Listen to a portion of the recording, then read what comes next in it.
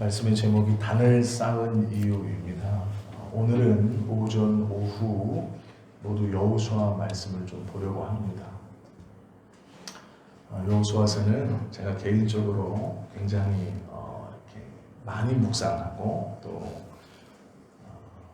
많이 설교하는 그러한 성경 중 한 책입니다. 특별히 여호수아는 전쟁에 기록된 이야기, 그리고 하나님께 순종할 때와 순종하지 않을 때의 차이를 너무도 분명하게 보여주고 있는 그러한 내용들이 많이 있습니다. 그래서 무엇을 결정할 때 마음에 고민이 있거나 어떠한 행동을 할 때 어떻게 해야 할까라는 의구심이 있을 때 이 여호수아서를 읽어보면 분명하게 해야 할 것과 그렇지 않을 것을 구별할 수 있습니다. 오늘 우리가 함께 보았던 본문 8장 전체를 읽어보면 이스라엘 백성들이 아이성 전투 직후에 행했던 모습입니다. 하나님의 말씀 그대로 정복한 아이성의 사건, 그리고 그 후에 함께 모여서 여호수아를 중심으로 하나님 앞에 단을 쌓고 제사를 드리는 모습이 기록되어 있습니다. 여호수아 7장에서는 아간의 범죄로 말미암아서 하나님께서 이스라엘 전체에게 진노하셨습니다. 그것을 통해서 약 15,000명 정도가 거하고 있는 아이성 전투에서 패퇴했습니다. 그리고 여호수아는 하나님의 말씀대로 제비를 뽑아 아간을 선택했고 그 아간의 죄를 물어 돌무더기를 쌓아 놓았습니다. 그것이 7장 26절의 말씀입니다. 그 위에 돌무더기를 크게 쌓았더니 오늘까지 있더라. 여호와께서 그의 맹렬한 진노를 그치시니 그러므로 그곳 이름을 오늘까지 아골 골짜기라 부르더라 라고 말씀하고 있습니다. 아간의 죄를 하나님께서 물으셨고 이스라엘 백성들은 하나님의 진노에서 벗어났습니다. 그리고 아이성을 향해 두 번째 전투를 시작하고 있습니다. 그런데 그냥 쳐들어간 것이 아니고요. 하나님께서 매복하라 명령하셨습니다. 그래서 여호수아는 아이성 뒤편에 군사 3만 명을 뽑아서 매복을 시킵니다. 그리고 5,000명을 또 따로 추려서 그 아이성 서쪽에 매복을 시킵니다. 그리고 그들에게 명령하기를 우리가 아이성 입구에서 전투를 시작하고 가짜로 도망을 칠 것이다. 그러면 아이성에 있는 많은 군사들이 성문을 활짝 열고 패퇴하는 우리를 쫓아 성에서 빠져나올 때 매복하고 있던 너희들은 아이성에 들어가 불을 질러라. 그 아이성이 불타는 것을 보면 가짜로 패퇴하던 우리가 다시 방향을 돌려 너희와 함께 아이성 군사들을 칠 것이다 라고 명령했습니다. 이렇게 좋은 작전을 가지고 여호수아는 아이성 전투에 임합니다. 그리고 그 작전대로 문 앞에서 전투를 벌이다가 짐짓 패퇴하는 척하고 도망을 칩니다. 아이성 군사들은 기회이다 싶어서 열심히 이스라엘 군사들을 쫓아 나오며 도륙하기 위해 아이성을 빠져나옵니다. 그때 서쪽에 5,000명, 뒤쪽에 3만 명을 매복해 있던 군사들이 아이성에 쳐들어갔고 그리고 그 아이성에서 연기가 피어오르는 것을 보고 거짓으로 도망가던 이스라엘 백성들이 방향을 돌려 아이성 군사들과 싸워 무찌른다는 이야기입니다. 그리고 그 아이성을 불살라 그 자리에 돌무더기를 쌓고 증거를 삼았습니다. 그리고 오늘 에발산과 그리심산 사이에 제사장을 세우고 에발산에 이스라엘 백성 절반, 그리심산 앞쪽에 이스라엘 백성 절반을 세우고 에발산에 제단을 쌓고 하나님 앞에 제사를 드립니다. 이것은 승리에 대한 제사이기도 하지만 이 제사는 이스라엘 백성들이 가나안에 입성할 때 하나님께서 모세에게 명령하신 것이었습니다. 여호수아는 여리고성에 승리를 거뒀음에도 불구하고 먼저는 하나님 앞에 제단을 쌓았어야 하는데요. 여리고성의 승리에 취해서 이스라엘 어떤 누구도 하나님께서 모세에게 너희가 그 땅에 들어가거든 에발산에 제단을 쌓아라 라는 말씀을 기억하지 못했습니다. 하나님께서 모세에게 분명히 약속의 땅에 들어가거든 에발산에 제단을 쌓고 제사를 드려야 한다 라고 말했지만 이스라엘은 여리고성의 승리에 취해서 그 말씀을 잊어버렸습니다. 그리고 아이상을 공략했습니다. 1차 전투에서 패퇴하고 돌아왔을 때 여호수아가 이 패전의 원인이 무엇일까를 고민했고 그때 하나님께서는 아간이라는 하나님께 모두 다 드려야 함에도 불구하고 자신의 것을 취한 그 아간의 죄가 드러나게 하셨고 아이성 전투에서 승리했습니다. 다른 때 같았으면 이 성에서 전투를 승리했으니 다음 전투를 준비해야 할 것이 합당한 모습인데 여호수아는 갑자기 모든 백성들을 멈추게 하고 두 때로 나누어 산 앞에 세우고 에발산에 제단을 만들기 시작합니다. 이스라엘 백성들은 의아했을 것입니다. 전쟁 초입이었고 이제 두 번의 승리만을 거두어 쓸 뿐입니다. 앞으로 남은 전쟁은 무수히 많았을 것이고 이 전쟁을 통해 여리고와 아이성의 전투를 통해 가나안에 원래 있었던 모든 도시국가들은 하나로 합쳐 연합할 움직임을 보이고 있습니다. 그러면 그들이 다 뭉쳐 이스라엘을 대항하기 전에 하나하나씩 각계격파하는 것이 좋은 전술일 것입니다. 시간이 없는 것이죠. 그런데 여호수아는 뜬금없이 전쟁을 멈춥니다. 이제 그만하자라고 이야기합니다. 그리고 이스라엘을 두 때로 나눕니다. 에발산에 제단을 세우고 제단을 세우는 것뿐 아니라 큰 돌을 가져다가 그곳에 석회를 바르고 모세에게 건네주셨던 하나님의 말씀을 새기고 있습니다. 그것은 하루 이틀 해서 되는 일이 아닙니다. 제단을 쌓는 일도 그렇고 석회를 바르고 그 석회가 굳을 때까지 기다리고 그 석회 위에 하나님의 말씀인 율법을 모두 다 새기는 것은 금방금방 할 수 있는 일이 아닙니다. 전쟁의 한복판에서 여호수아가 갑자기 멈추고 제단을 쌓고 율법을 돌에 기록한다는 것은 일반인들이 보았을 때는 미련스러운 짓입니다. 그런데 여호수아는 그것을 시작하고 지금 우리가 읽었던 여호수아 8장은 그 일이 끝난 후 그 앞에서 하나님께서 모세에게 주신 율법을 하나도 빠짐없이 낭독한 사건을 기록하고 있습니다. 뜬금없이 웬 제사인가? 뜬금없이 왜 율법책을 낭독하고 있는가? 라는 의아심이 들 만합니다. 그것도 급한 전쟁의 한복판에서 이제 전쟁이 시작된 겁니다. 끝난 것도 아니고 이제 시작입니다. 아이성의 전투 소식을 통해서 우리가 9장, 10장에 넘어가서 보시면 나머지 강대한 도시국가들이 연합하여 이스라엘의 전쟁과 만반의 준비를 끝내는 모습을 보게 됩니다. 누가 보아도 멈춰서는 안 됩니다.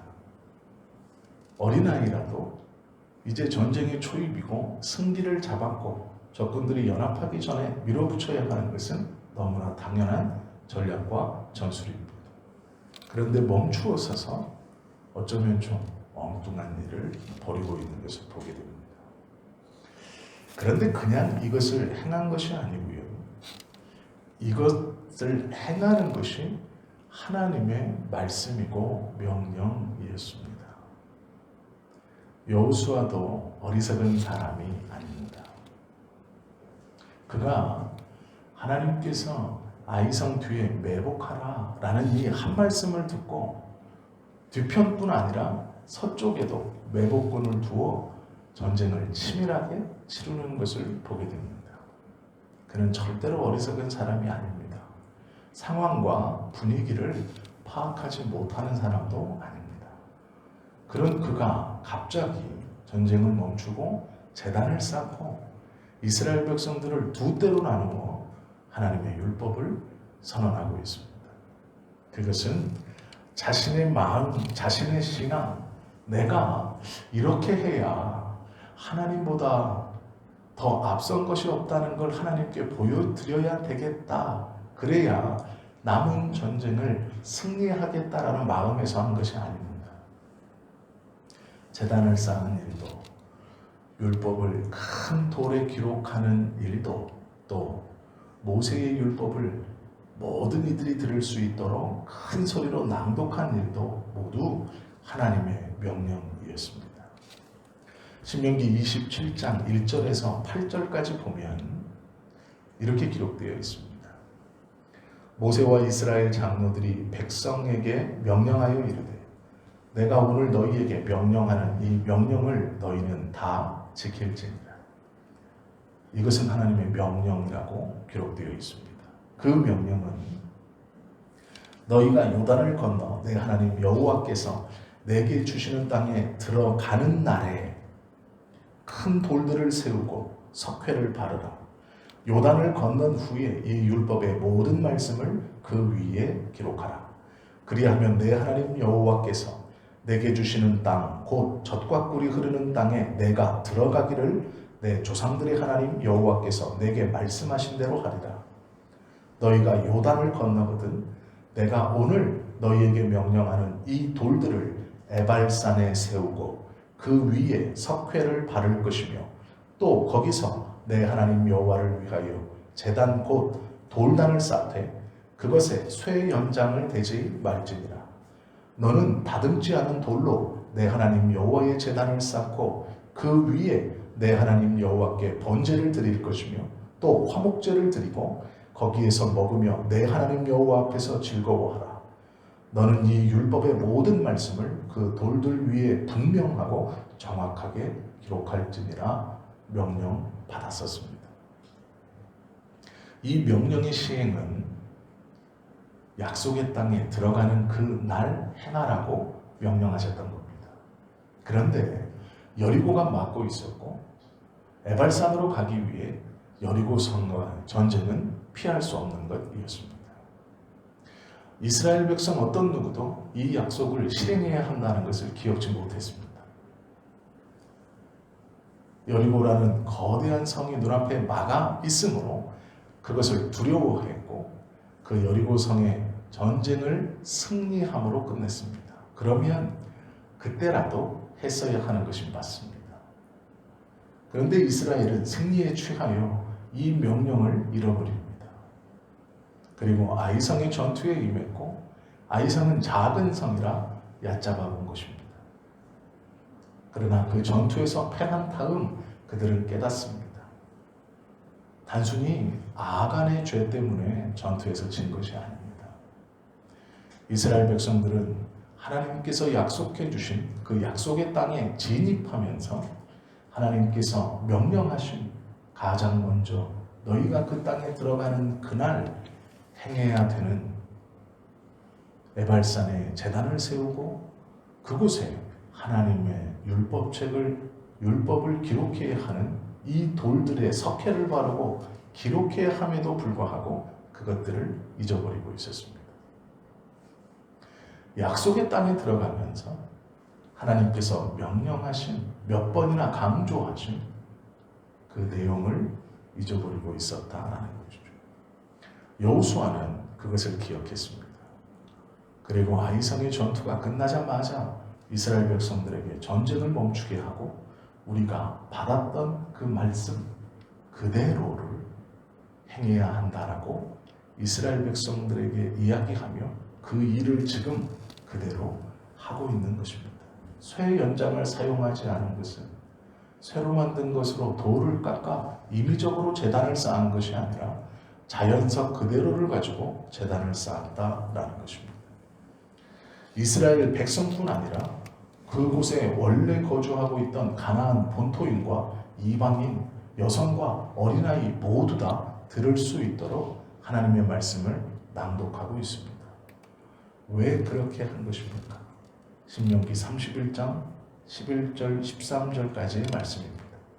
온 이스라엘이 내 하나님 여호와 그가 택하신 곳에 모일 때에 이 율법을 낭독하여 온 이스라엘에게 듣게 할지니 곧 백성의 남녀와 어린이와 내 성읍 안에 거류하는 타국인을 모으고 그들에게 듣고 배우고 내 하나님 여호와를 경외하며 이 율법의 모든 말씀을 지켜 행하게 하고 또 너희가 요단을 건너가서 차지할 땅에 거주할 동안에 이 말씀을 알지 못하는 그들의 자녀에게 듣고 내 하나님 여호와 경외하기를 배우게 할지니라 명령받았기 때문에 그렇습니다.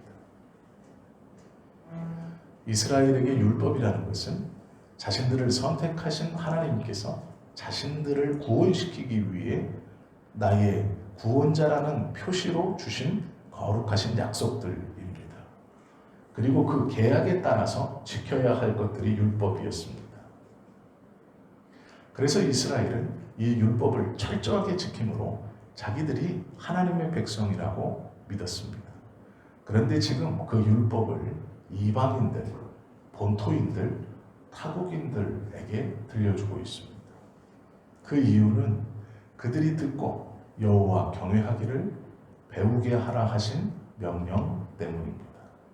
즉 이스라엘이 에발산에 제단을 쌓은 이유, 전쟁을 멈추고 그 에발산에 하나님의 말씀을 기록한 이유, 그리고 그 말씀을 모든 사람이 들을 수 있도록 크게 낭독하는 이유는 모두 하나님의 명령이었습니다.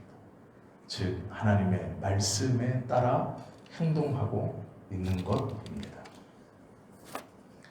우리가 하나님의 말씀의 구체적인 부분까지 순종하고 있는가 생각해 보셔야 합니다. 이스라엘 공동체는 오늘 하나님의 말씀에 그대로 반응하여 그 말씀 그대로 순종하고 있습니다. 우리의 생각에 전쟁의 초입에 이스라엘 백성들을 세워놓은 것까지는 이해가 될지 모르겠습니다. 그래, 하나님의 말씀이니 에발산에 제단을 쌓는 것도 이해할지 모릅니다. 율법을 기록하는 것도 이해가 됩니다. 또 어차피 같이 있는 타국인 이방인들, 본토인들이니 하나님의 말씀을 들으면 어떤가 생각할지 모릅니다.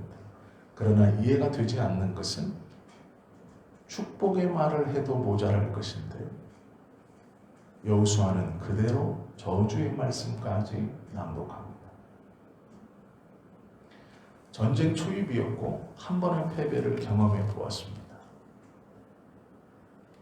그 패배는 이스라엘에게 큰 아픔으로 다가왔을 것입니다. 전쟁이 무엇인가를 실감케 하는 전투였습니다.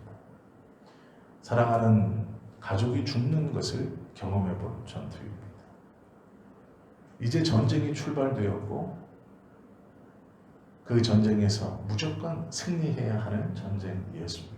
그렇다면 좋은 말들만 해도 부족할 것입니다. 아이성에서 전투를 승리한 것은 기쁨이지만 그 전투를 통해서 사랑하는 사람을 잃었습니다. 어쩌면 자신의 남편, 자신의 자녀들이 그 전투에서 죽었을지 모릅니다. 그들은 전투가 무엇인지, 전쟁이 무엇인지 이제 본격적으로 실감하기 시작했습니다. 죽고 죽이는 그 상황이 무엇인가에 대한 두려움 그리고 무서움이 무엇인가를 알았을 것입니다. 머릿속으로 하던 것과 실제로 칼을 쥐고 나아가 적군을 향해 칼을 휘두르는 것은 완전히 다르다는 것을 이스라엘은 알았을 것입니다. 그런 그들에게 좋은 말로 격려해도 모자랄 것인데 저주하는 말씀들도 여호수아는 그대로 낭독합니다. 그 이유가 있습니다. 여호수아 8장 34절과 85절에 보면 그 후에 여호수아가 율법책에 기록된 모든 것대로 축복과 저주하는 율법의 모든 말씀을 낭독하였으니 모세가 명령한 것은 여호수아가 이스라엘 온 회중과 여자들과 아이와 그들 중에 동행하는 어유민 앞에서 낭독하지 아니한 말이 하나도 없었더라 말씀하고 있습니다. 제단을 쌓는 것도 율법책을 기록하는 것도 하나님의 말씀대로였고 율법을 낭독하는 데 있어서 축복의 말씀, 내가 듣기에 좋은 말씀을 낭독하는 것뿐 아니라 내가 듣기에 거슬리는 저주의 말씀도 동일하게 기록되었고 명령되었기에 낭독하고 있는 것입니다. 우리가 하나님께 예배함도 하나님의 말씀대로 해야 합니다. 또한 주님의 말씀을 들음도 우리의 귀에 좋은 축복의 말씀뿐 아니라 우리의 귀에 거슬리는 저주의 말씀 또한 들어야 합니다. 이 두 모든 말씀이 하나님의 말씀이기 때문에 그렇습니다. 이스라엘은 하나님의 말씀에 순종한 후에 제단을 쌓았습니다. 하나님께서는 8장에 들어가면서 여호수아에게 놀라지 마라, 담대하라, 이 전쟁에서 승리할 것이다 약속해 주셨습니다. 그리고 매복이라는 것을 명령하셨습니다. 여호와께서 여호수아에게 이르시되 두려워 말라, 놀라지 말라, 군사를 다 거느리고 일어나 아이로 올라가라. 보라, 내가 아이 왕과 그의 백성과 그의 성읍과 그의 땅을 다 내 손에 넘겨주었으니 너는 여리고와 그 왕에게 행한 것 같이 아이와 그 왕에게 행하되 오직 거기서 탈취할 물건과 가축은 스스로 가져라. 너는 아이성 뒤에 복병을 둘지니라 하시니 라는 명령을 받았습니다. 놀라지 말라, 두려워 말라, 그 백성과 성읍과 땅을 다 너에게 주었다라는 약속을 받았습니다. 성읍 뒤에 복병을 둘지니라 라는 말씀도 들었습니다. 그리하여 여호수아는 3만을 떼어다가 아이성 뒤편에 복병으로 둡니다. 아이성의 거민들은 약 15,000명 정도 되었습니다. 군사만 15,000명이 아니고요, 여인들까지 15,000명 정도 되는 조그마한 성이었습니다. 그 성을 치는 데 있어서 복병을 3만을 둡니다. 그것도 부족하여 서쪽에 5,000의 병사를 매복시킵니다. 하나님께서 말씀하신 것, 그것에 대한 순종을 가벼이 여기지 않았다라는 것입니다. 우리가 2021년을 이제 출발합니다. 그리고 마음에 품은 소원들이 있으실 겁니다. 하나님께 기도하는 것들이 있으실 겁니다. 이렇게 되었으면, 이것을 이루어 주셨으면 하는 마음이 있으실 것입니다. 그 마음이 하나님의 말씀과 얼마나 부합하는가, 그것을 우리는 먼저 고민해 보아야 합니다. 제단을 쌓는 것도 하나님의 말씀대로이고 순종도 하나님의 말씀대로입니다. 제단을 쌓는 것이 내 기분에 따라 좌우될 수 없는 것입니다. 하나님의 말씀에 순종하는 것도 내 기분에 따라 좌우될 수 없는 것입니다. 우리가 여리고와 아이성의 전쟁을 보면서 너무 잔인하다, 이해되지 않는다 하는 것이 있습니다.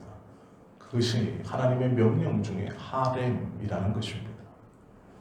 짐승뿐 아니라 살아 숨쉬는 모든 것을 진멸하는 것이 하렘입니다.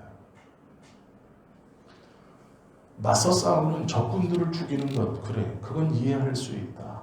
그러나 아무 죄도 없는 여성과 아이들, 심지어 살아 숨쉬는 개, 고양이, 닭, 이것까지 다 죽이라는 것은 이해가 되지 않는 명령입니다.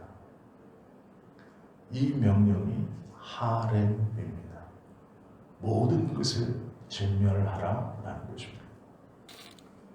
그 땅에 숨쉬고 살아 움직이는 것은 사람과 동물을 불문하고 모두 다 쳐 죽이라는 것이 하나님의 명령입니다. 이 명령을 납득하기가 어렵습니다. 민간인들, 여성들, 아이들, 동물들 왜 죽이라고 하시는가 이해가 되지 않습니다. 그러나 이 하렘 모든 땅을 정결케 하라, 살아 숨쉬는 모든 것을 진멸하라 라는 하나님의 명령인 이 하렘이 떨어졌고 이스라엘은 그 명령에 순종합니다. 받아들이기 어렵고 납득되지 않지만 그것이 하나님의 명령이기에 그들은 순종했습니다. 우리가 때로는 하나님의 뜻을 납득하기 어려울 때가 있습니다. 순종하려고 애를 쓰지만 되지 않을 때가 있습니다. 이것은 아니다 라는 생각이 들 때가 있습니다. 이것이 진정 하나님의 뜻입니까? 되묻고 싶을 때가 있습니다. 그러나 그것이 하나님의 말씀인 하렘이라면 순종해야 하는 것입니다. 여호와께서 여호수아에게 이르시되 내 손에 잡은 단창을 들어 아이를 가리키라. 내가 이 성읍을 내 손에 넘겨주리라. 여호수아가 그의 손에 잡은 단창을 들어 그 성읍을 가르치니 그 날에 엎어진 아이 사람들은 남녀가 모두 12,000명이라. 아이 주민들을 진멸하여 바치기까지 여호수아가 단창을 잡아든 손을 거두지 아니하였고 오직 그 성읍의 가축과 노략한 것은 여호와께서 여호수아에게 명령하신 대로 이스라엘이 탈취하였더라 말씀하고 있습니다. 순종하기 어려운 약속, 순종하기 어려운 말씀. 그러나 이스라엘은 그 말씀하신 분이 하나님이시기에 그 말씀에 순종합니다. 우리가 주님의 복과 은혜를 누리며 사는 한 해가 되기를 원한다. 그렇게 기도합니다. 그런데 우리는 여전히 내 상식에, 내 생각에, 내 수준에 이해가 되진 하나님의 말씀을 거르는, 또한 건너뛰는, 이것은 아닐 거야 지레짐작하는, 어쩌면 골라서 순종하고 골라서 듣는, 내 귀에 축복된 말씀만을 듣고 싶어하는 죄성이 아직도 남아 있습니다. 그러기에 하나님의 온전한 복을 얻지 못하는 것입니다. 왜 나의 기도가 응답되지 않을까? 순종을 가려하기에 하나님도 응답을 가려주시는 겁니다. 하렘에 대한 순종 없이 하나님의 온전한 복을 받을 수는 없습니다. 이스라엘은 승리할 것입니다. 그러나 그 승리의 바탕에는 하렘에 대한 순종이 있습니다. 이해하지 못하는, 이해될 수 없는, 상식적이지 않은 하나님의 명령이 떨어진다라는 것이죠. 우리 안에 그것에 대한 순종의 믿음이 있을 때 이스라엘의 전쟁은 이스라엘의 전쟁이 아니고 하나님의 전쟁이 되는 것입니다. 이스라엘이 싸우는 것이 아니고 하나님이 싸워 주실 것입니다. 이것이 성경에서 우리에게 원하시는 믿음입니다. 말씀대로 순종하는 것. 하나님의 말씀이면 그것이 하렘의 말씀, 즉 이해할 수 없는 모든 땅을 정결케 하라라는 명령일지라도 그것에 순종하는 것이 우리들의 믿음이어야 할 것입니다. 아이성의 왕을 나무에 달아 매달았습니다.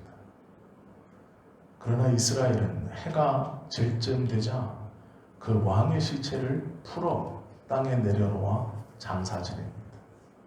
그 이유는 하나님께서 주신 거룩한 땅을 더럽히지 말라는 명령을 기억했기 때문입니다. 에발산에 제단을 쌓고 율법을 기록하며 낭독할 때 모든 백성이 들었습니다. 하나님께서 허락한 이 거룩한 땅을 모욕하거나 더럽히지 말라. 시체를 나무에 달아 해가 질 때까지 매달아 놓지 말라라는, 그것은 하나님의 신성한 땅을 더럽히는 것이다라는 말씀을 들었습니다. 그래서 그는 비록 적군의 왕이었고 이 전쟁에 대한 승리를 다른 많은 이방인들에게, 거주민들에게 보여주는 것이었음에도 불구하고 아이성의 왕을 끌어 해가 지기 전 그 시체를 내려 장사 전에 하나님의 말씀에 순종하는 것을 보게 됩니다.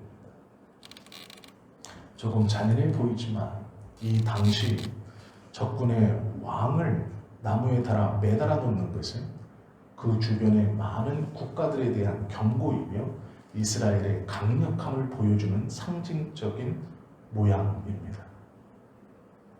이 당시 많은 적군들은 적군의 왕의 시체를 몇 날 며칠 나무에 달아놓고 다른 왕들에게 두려움을 갖게 했습니다.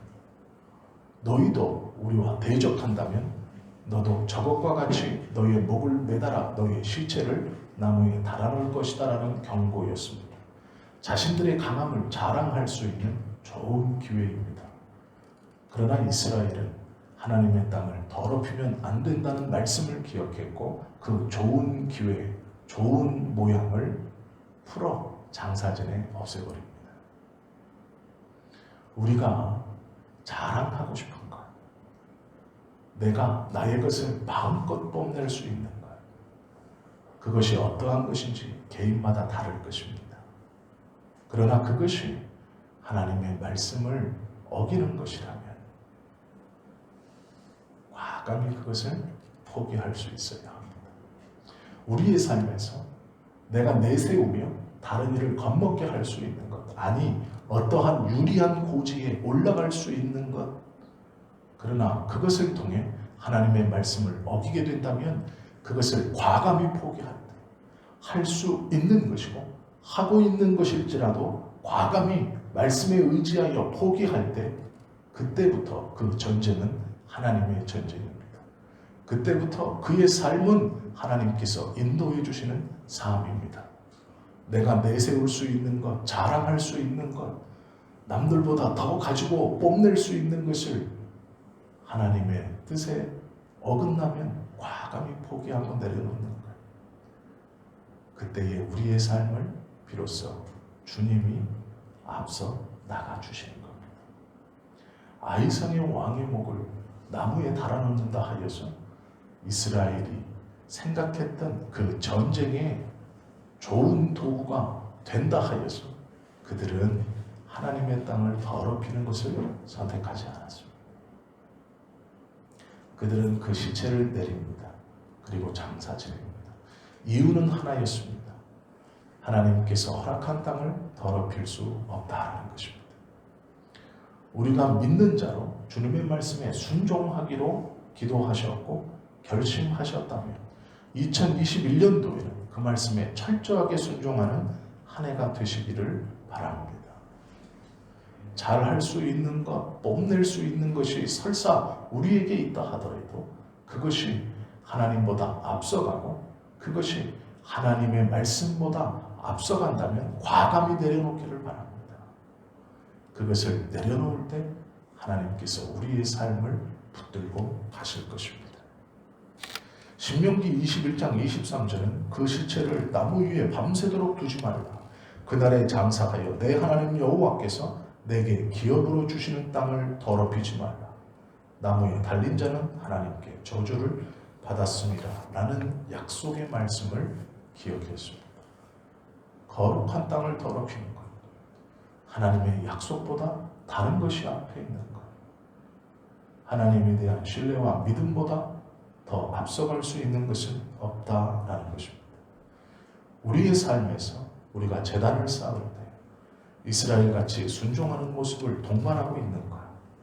작은 결단을 통해 더욱더 하나님 앞에 나아갈 때 설사 그것이 우리의 무기이고 자랑이고 내가 남들보다 앞서 세울 수 있는 것이라 할지라도 주님의 말씀에 위배된다면 그것을 내려놓을 수 있는가? 하나님께 순종하는 영역은 어디까지인가? 2021년도를 시작하시면서 철저하고 온전한 순종으로 하나님께서 우리의 삶을 붙들어 앞서 대장 되신 예수 그리스도만을 부지런히 쫓아가는 우리 모두의 삶이 되어야 할 것입니다. 교회에 와서 예배드리는 한 시간이 예배 시간이 아님을 다 아실 것입니다. 우리의 삶의 모든 시간이 예배하는 시간이며 하나님께서 원하시는 시간입니다. 하나님의 말씀에 순종해야 하는 시간은 예배의 한 시간이 아닙니다. 돌아가 살아가는 모든 시간 동안 하나님의 말씀에 순종해야 합니다. 로마서 12장 1절과 2절은 이렇게 우리에게 권면합니다. 그러므로 형제들아 내가 하나님의 모든 자비하심으로 너희를 권하노니 너희 몸을 하나님이 기뻐하시는 거룩한 산 제물로 드리라. 이는 너희가 드릴 영적 예배니라. 너희는 이 세대를 본받지 말고 오직 마음을 새롭게 함으로 변화를 받아 하나님의 선하시고 기뻐하시고 온전하신 뜻이 무엇인지 분별하도록 하라 우리에게 권하고 있습니다. 2021년도는 진정한 믿음으로 하나님께서 내려주시는 복을 누리는 삶을 사시는 우리 모두가 되실 수 있기를 예수님의 이름으로 축원합니다. 기도하시겠습니다.